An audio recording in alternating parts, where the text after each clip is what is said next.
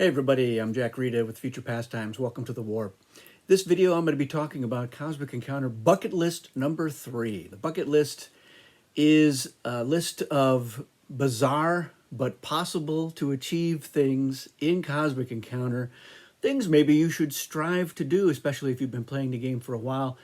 And if you manage to achieve these things, you can check them off, and then you have some bragging rights that you can certainly share with me and hopefully with the rest of the Cosmic Encounter playing Cosmos.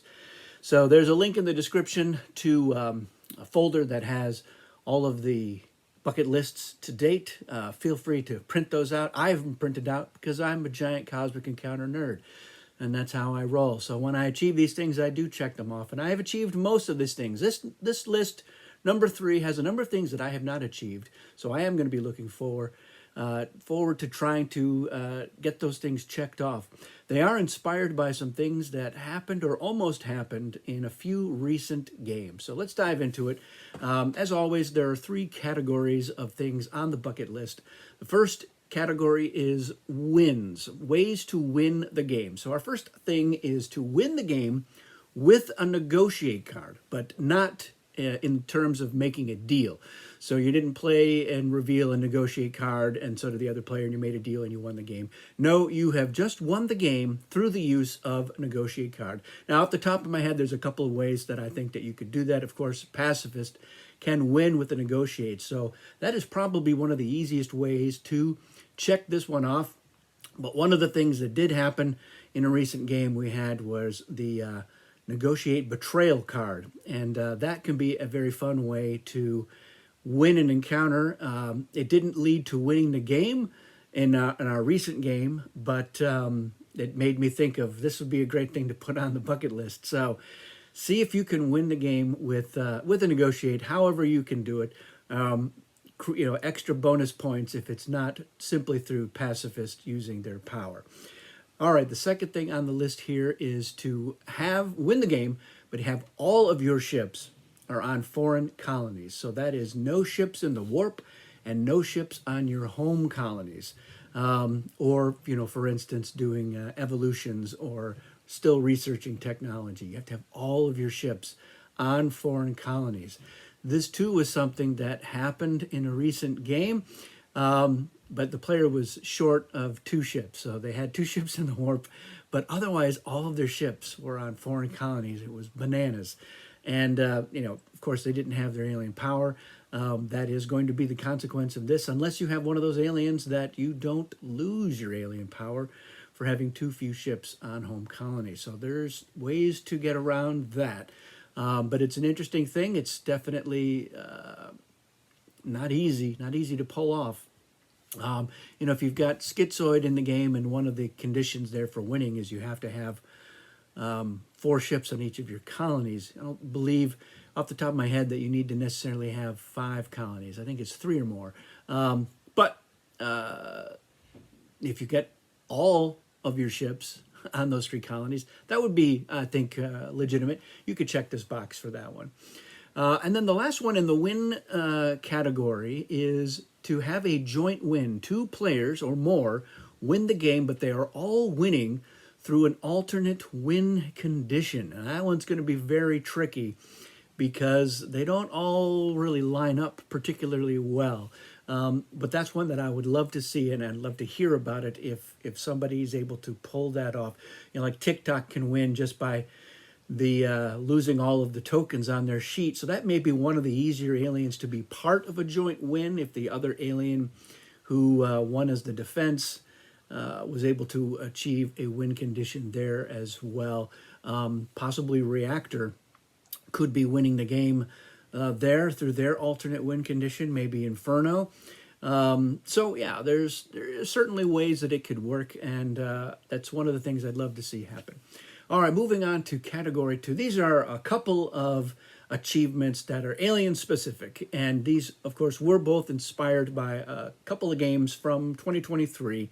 that came very close. So the first one is Genius. So the Genius is an alternate win alien. So it could be, you could check two boxes with this one, and they win the game by having a lot of cards in their hand. It has nothing to do with foreign colonies.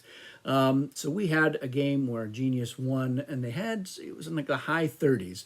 And I was like, that's pretty remarkable, but let's up the ante a little bit more. Let's go with 42. So you have to have at least 42 cards in your hand as Genius to win the game, and to be able to check this achievement on the bucket list. So good luck with that. Genius is definitely an alien that it was one of the first alternate win aliens, a very early one. It was also the first one that had some agency towards trying to achieve its alternate win.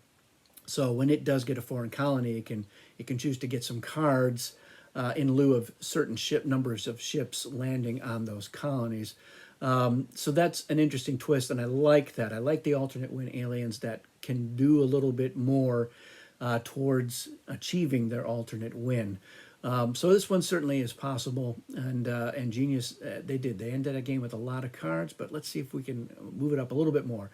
And the other one is Locust. So now there are two versions of Locust. So the alternate timeline version of Locust may have an easier time with this objective, and that is to have 5 captured planets. So Locust, when they use their power, they eat the planet and they keep the planet, and that counts as a foreign colony for them, and they can't lose that. And so that is nice. The alternate timeline one doesn't have to be alone in the hyperspace gate. They can have some other players allied with them, which does make it easier for them to be able to eat a planet. So yes, we did have Locust with 4 planets. So 4 was great, and they did end up being part of a win because they had been allied with somebody else earlier. So they didn't eat that planet, but they did end up with four planets on their sheet, which is pretty great, but they didn't get 5. And it made me think that that's got to go on the bucket list, of course. So we want to get 5 captured planets by Locust. And then, actually, no, it was a deal. They made a deal. So that was how they got their 5th colony, although it was earlier. So they did capture their 5th colony as the offense. And so they ended up with 2 turns. And that was, that would have been great. It certainly got everybody excited around the table. All right, and that is it for the alien achievements. And then we have just encounter achievements. So it's just things that can happen in an encounter. And we have 3 of those. So the first one is getting an encounter total that where the encounter totals, the numbers themselves are over 1,000. So we had one that was very high. It was very high. It wasn't close to 1,000, but it was like over 300. So we were like, yeah, that's great. And I remembered that Jeremy Upton had posted an article on Board Game Geek talking about the highest theoretical possible numbers, and it gets into the millions. So when theoretically you can get encounter totals into the millions, then hitting 1,000 should be no problem. So when you have done that, let us know what happened, how you got there, how do those totals get there. And it's pretty crazy. We had a kicker, and we had multitude in the game. And and there were a couple other crazy effects, so that got us very high up there, but not to 1,000. So we want to see if you can get up to 1,000. The second item on our encounters list is having a player play 5 or more types of cards in one encounter. So, and we're going with the classical attack, negotiate, artifact. Those are all considered types of cards. So if you can somehow play 2 different types of encounter cards, that would count for this achievement. So you have reinforcements, you have artifacts, you have flares, you have kickers. There are certainly ways to do it. There's a lot of other different cards. Should we throw essence cards in there too? I guess we might as well. We'll see how high you can get up there with all the different types of cards. And if you can get 5 or more from one player, not in one encounter, one player in an encounter is playing 5 or more types of cards. That's what I want to hear about. All right, and then the last one is kind of in the same vein, but it's getting enough reinforcements so that the totals are 24 or higher. And I think that's pretty achievable, especially when you're looking at some of the reinforcements that show up in reward decks. They're much bigger ones that you can get in there. We had, of course, the Ultra Reward reinforcement in ours. We did get to 24, so this was one for in that game. We can all check that one off. And I was like, well, should I raise it even higher? And I was like, all right, I've already boosted everything else on this particular bucket list. So we'll just go with 24. We want people to be able to check things off on there. And let me know if you've been doing any of these. I know that there is a smattering of people who are like, yes, the bucket list, this is great. Not as many people are as excited about it as I am. Like I said, I have them printed out and, we're checking them off, and I show them at the start of games if I remember to, and I say, hey, if we have an opportunity to check one of these things off in this game, let me know. And if other people do it, I have them sign it and we date it, and that's how into it and absurdly exploited by this whole bucket list thing that I've become. So I'm hoping that it will energize some other players to see if they can get some of these things. And if you've got bucket list suggestions, by all means, you can send those to me. You can post them here, post them in the Future Pastimes Discord, or just email them to me. That's great. I like keeping track of those.